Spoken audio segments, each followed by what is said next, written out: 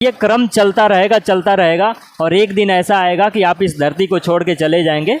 और लेकिन कहानी यहाँ पे ख़त्म होती नहीं है, आपके परिवार, आपके बच्चे यहाँ पे रह जाते हैं। दोस्तों, आजकल मैं कई लोगों को देखता हूँ कि बोलते हैं कि यार जो नौकरी कर रहा है वो गुलाम है, नौकरी करने वाले मतलब गुलामी मानसिकता के होते हैं, यार नौकरी ज़िंदगी भर करता रहेगा। लेकिन भाई एक बात सोचो, जिनके पास बिल्कुल भी पैसे नहीं है, उनका घर का आर्थिक स्थिति बहुत ख़राब है, मतलब उनका परिवार चलाने के लिए कुछ तो साधन चाहिए ना। तो अगर वे नौकरी कर रहे हैं तो कोई गलत नहीं है। जो लोग बोलते हैं कि नौकरी बिल्कुल गलत है, वो गलत बोलते हैं, क्योंकि बिल्कुल गलत होता तो आज नौकरी कोई करता ही नहीं। देखिए, नौकरी गलत है लेकिन उसका एक जगह है। नौकरी एक इंसान को, एक गरीब इंसान को जिनके पास पैसे नहीं है बिल्कुल भी, उन्हें करना चाहिए। मैं ये नहीं कहता कि डायरेक्ट बिजनेस में उड़ जाएं, नहीं, नौकरी से हमें बहुत कुछ मिलते हैं भाई, बहुत कुछ।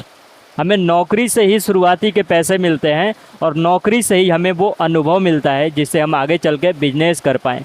लेकिन कई सारे लोग ये बात नहीं समझ पाते और बस बोलते रहते कि मुझे नौकरी नहीं करना, मैं गुलामी नहीं कर सकता, मैं दूसरे की बात नहीं मान सकता। भैया, मानना पड़ता है और मानना पड़ेगा, क्योंकि अब नहीं मानोगे तो आप कुछ सीखोगे ही नहीं ना।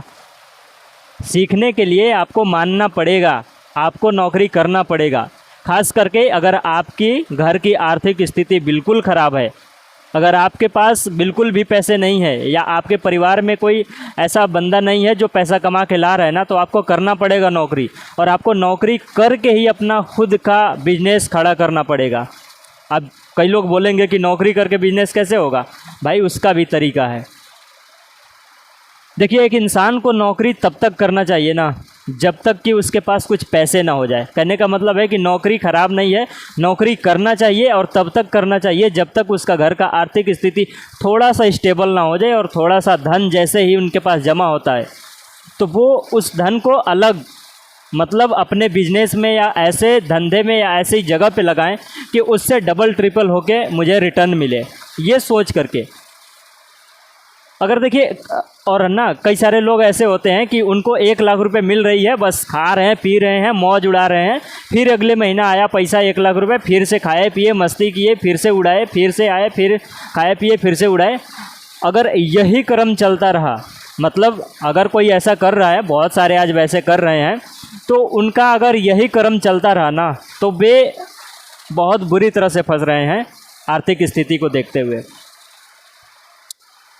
देखिए, कहानी वो लोग होते हैं ना जो मतलब काम किए, जो पैसा मिला उसको खाए पिए, ख़त्म किए, बस ख़त्म किए, हर बार वैसे ही। तो ये क्रम चलता रहेगा और एक दिन ऐसा आएगा कि आप इस धरती को छोड़ के चले जाएंगे और फिर आप कुछ नहीं कर पाओगे।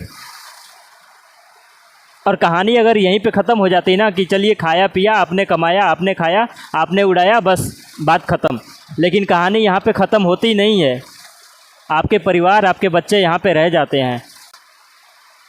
फिर जो भुगतना आपने भुगता है ना, जितने मेहनत आप किए थे, जितने मेहनत से पैसा कमा करके ख़त्म किए थे ना, उतना ही मेहनत या कहीं उससे ज़्यादा मेहनत या उससे ज़्यादा संघर्ष आपके बच्चों को करना पड़ेगा। क्योंकि आपने तो उनको लिए कुछ किया नहीं ना, या आपके किए हुए से उनको कोई फ़ायदा ही नहीं हुआ। तो आपके बच्चों को भी वही संघर्ष करना पड़ेगा, वही मेहनत, वही दिन रात की मेहनत करना पड़ेगा जो आप करते आए थे। बच्चा भी बोलेगा क्या यार, कैसा बाप था, कुछ मेरे लिए किया ही नहीं। लेकिन बाप ही जानेगा कि क्या किया है आपके लिए। ऐसा नहीं है कि कुछ नहीं किया, बाप ने बहुत मेहनत किया, बहुत मेहनत किया।